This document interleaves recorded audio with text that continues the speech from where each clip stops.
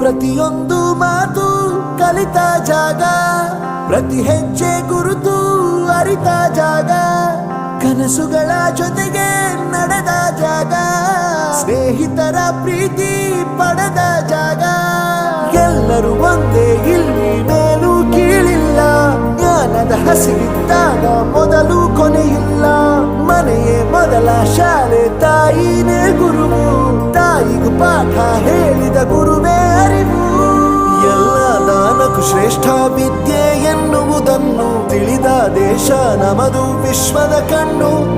ಮುಂದೆ ಗುರಿ ಇರಬೇಕು, ಹಿಂದೆ ಗುರು ಇರಬೇಕು, ನಂಬಿ ನಡೆದರೆ ಸಾಕು ಸಾರ್ಥಕ ಬದುಕು. ಪಾಠಶಾಲಾ